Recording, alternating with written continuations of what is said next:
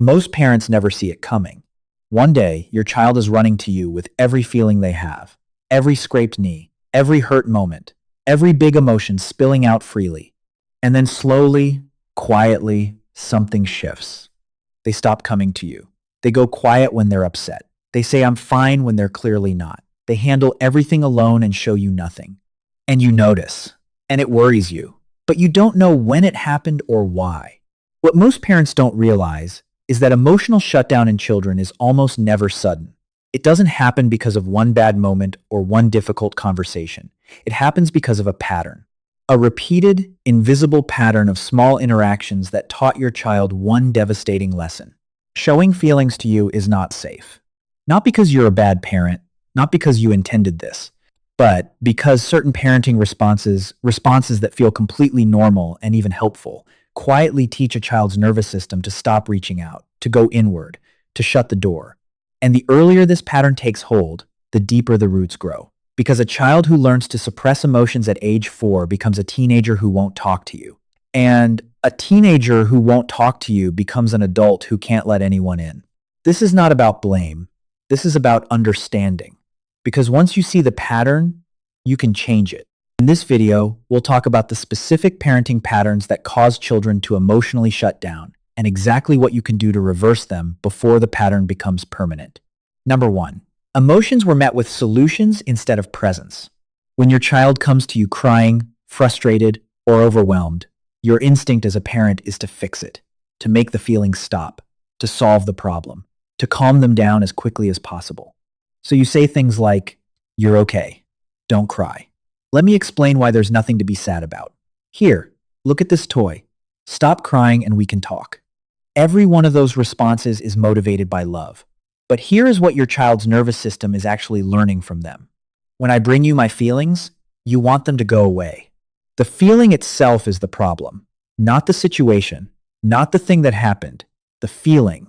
And because the feeling is the problem, and the feeling is coming from them, they slowly start to believe that they are the problem. This is how emotional shutdown begins. Not with cruelty, with comfort that arrives too fast, in the wrong direction. A good way to understand this is to imagine you're going through something hard at work, a difficult situation that's weighing on you. And every time you try to talk about it, the person in front of you immediately tells you why it's not that bad, offers 3 solutions, and changes the subject. You'd stop bringing it up. Not because you felt better, because you learned they can't sit with you in it. Your child is learning the same thing. So, here's what you need to start doing instead. When your child comes to you with big feelings, your first job is not to solve anything. Your first job is to be present with the feeling fully. Get down to their level. Stop what you're doing. Put your phone down and say something like, "You're really upset right now." Then stop talking. Let the feeling be there. Don't rush past it. Don't minimize it. Just witness it with them. Your presence during the feeling, not after it, is what teaches your child that emotions are safe to have around you. Number 2. Consistency was missing during emotional moments. Children's nervous systems don't learn from single events. They learn from patterns they can predict. And when a child can't predict how you will respond to their emotional needs, their nervous system does something very logical. It stops making the request. Think about what inconsistency looks like in everyday parenting. Sometimes you're warm and patient when they're upset.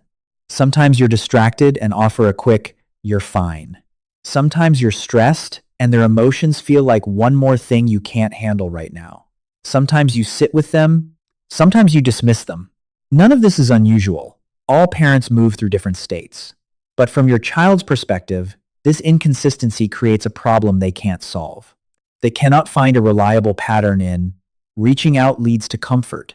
So their nervous system finds a different pattern, one that is reliable. Not reaching out keeps me regulated. Not reaching out keeps the environment stable. Not reaching out is predictable. Their emotional withdrawal is not defiance. It is not coldness. It is adaptation. It is a child's nervous system doing exactly what it is designed to do, finding the pattern that creates the most stability in their world. This is heartbreaking to understand, because these children are not broken. They are brilliant. They solved the problem of emotional unpredictability by removing the variable they could control, their own emotional expression. So, the work here is about becoming more emotionally consistent. Not perfect, consistent. Your child doesn't need you to always respond beautifully. They need to be able to predict that when they reach for you emotionally, something warm will meet them. Every time, even when you're tired, even when it's inconvenient. When you can't give them full presence in that moment, say so honestly. I'm overwhelmed right now and I want to hear you properly. Give me 2 minutes and I'm all yours. That honesty is still consistent. You are still showing them reaching out leads to you caring. Just tell them when and follow through. Number 3, vulnerable moments were handled with lectures. Your child comes to you and shares something that cost them something to share. A fear, a failure, a thing they did that they feel ashamed of. A moment of genuine vulnerability. And instead of receiving it, you teach. You explain why the fear is irrational. You walk through what they should have done differently. You turn their moment of openness into a lesson, and sometimes a long one. From your perspective, you are parenting, you are guiding, you are preparing them. From their perspective, they opened a door, and instead of someone walking through it toward them, they got a lecture delivered from the other side of the door. And the door feels less worth opening next time. Children who consistently have their vulnerable moments converted into teachable moments learn to stop having vulnerable moments, at least not with you. They'll still have fears and failures and shame. They just won't tell you about them. This is one of the most painful patterns for parents to recognize because it comes entirely from good intentions. You want to help, you want to prepare them, but the timing is wrong. The moment of vulnerability is not a teaching moment. It is a connection moment. Teaching can come later, much later, when they feel fully received first. So, the change I want you to make is this. When your child shares something vulnerable, resist every impulse to instruct or explain. Just receive it. You can say, "Thank you for telling me that. That sounds hard." And then be quiet. Let them feel that their vulnerability was met with warmth, not curriculum.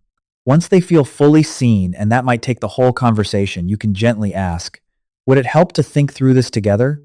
And only then, only if they say yes, do you move into guidance. Number 4, the child was praised for not needing help. Children are constantly reading their environment for information about what gets approval, what brings warmth, what makes the people they love look at them with pride. And many children learn early that not needing anything earns more approval than needing something. This often starts with completely innocent praise. "You're so independent. Look how you handled that all by yourself. You didn't even need me. That's my big kid. You're so strong, you didn't even cry." These phrases feel encouraging, and sometimes independence and resilience are genuinely worth celebrating. But when this is the primary or most enthusiastic form of praise a child receives, when your warmth noticeably increases every time they don't need you, the child's nervous system records a very clear message. My job is to not need anyone. Needing makes me smaller. Not needing makes me worthy. This is how children learn to perform self-sufficiency. Not because they feel genuinely secure and capable, but because they have learned that approval is conditional on appearing that way. Years later, these are the children who won't ask for help at school, even when they're drowning. The teenagers who insist everything is fine right up until it isn't. The adults who feel deeply alone because they were trained that needing people is weakness. So, from now on, I want you to watch where your warmth increases. If you notice you light up more when your child handles things alone than when they reach for help, consciously reverse it. Get just as enthusiastic, or more, when they come to you with a need. "I'm so glad you told me. You came to me with this, and that means everything. I love being the person you bring this to." You are teaching them that needing is not weakness. Needing is connection, and connection is strength. Number 5, emotional expression was implicitly punished. This is the pattern most parents are most convinced they are not doing. Not punishment in the obvious sense. Not yelling at a child for crying. Not sending them to their room for being sad. Implicit punishment is subtler. It is the visible tension in your body when they won't stop crying. It is the sigh when they bring another big emotion to dinner. It is the look on your face when they're being dramatic. It is the way the energy in the room drops when they express something difficult. Children read these signals with extraordinary precision. They don't need words. They read your body, your face, the quality of the silence. And when expressing emotions consistently produces that subtle but unmistakable contraction in the environment around them, they learn to contain their expression to keep the environment stable. This is not manipulation. This is a child managing their emotional output to maintain connection with the people they need most. They are willing to feel alone rather than risk your withdrawal. To help you understand, Imagine you're in a relationship where your partner never yells at you, but always goes cold when you bring up something difficult. Always gets that look. Always needs a minute. You'd stop bringing things up. Not because you were forbidden to, because the cost felt too high. Your child is doing the same emotional math. So, here is your work. Start noticing your body's response when your child expresses difficult emotions. Notice the sigh, notice the tension, notice whether you stay warm and open or whether something subtly closes in you. You cannot fake this. Children will see through performance immediately. The real work is building your own capacity to stay regulated and open during their emotional storms. That might mean therapy. It might mean your own emotional processing. But it starts with honest self-observation. Number 6. Love was abundant but not available during distress. This is the pattern at the center of so much emotional shutdown. And it is the most confusing for children to navigate. Your child knows you love them. They see it every day, in what you provide, in how you show up, in the life you create for them. Love is not the question. The question is, are you available during distress? Because a child can know they are loved and still learn that when they are at their most overwhelmed, most scared, most dysregulated, that is precisely when you become hardest to reach. Maybe you shut down yourself. Maybe you become practical and solution-focused when they need presence. Maybe you are warm when they are calm and harder to access when they are messy. And the child learns a fracture at the center of their attachment map. Love exists, but not when I need it most. This is the root of emotional shutdown that persists into adulthood. These are the adults who feel closest to people when everything is fine and completely alone the moment something is truly hard. Because they learned that closeness lives on the calm side of emotion, not inside it. So, the change I want you to make is this. Become the parent who is most present during distress, not least present. When your child is at their worst dysregulated, sobbing, impossible, screaming, that is the moment that matters most. Not after they calm down. Right then, move toward them. Stay close, stay warm, stay regulated in your own body so your nervous system can help regulate theirs. You don't have to fix anything. You just have to be there, fully there, in the middle of the storm. This repeated hundreds of times teaches your child the lesson that changes everything. When I am at my worst, the people I love come closer. That lesson becomes the foundation of every relationship they will ever have. Number 7. Repair after disconnection never happened. Every parent disconnects sometimes. You lose patience. You say something sharp. You miss a moment when they needed you. You react instead of respond. This is not failure. This is being human.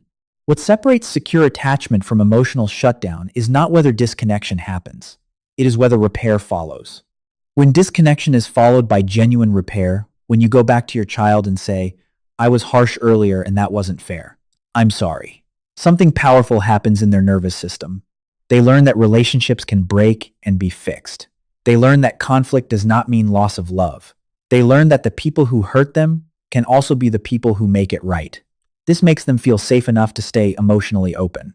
But when disconnection happens and repair never follows, when you just move on as if nothing happened, or offer a distraction instead of an acknowledgement, your child is left to carry the rupture alone.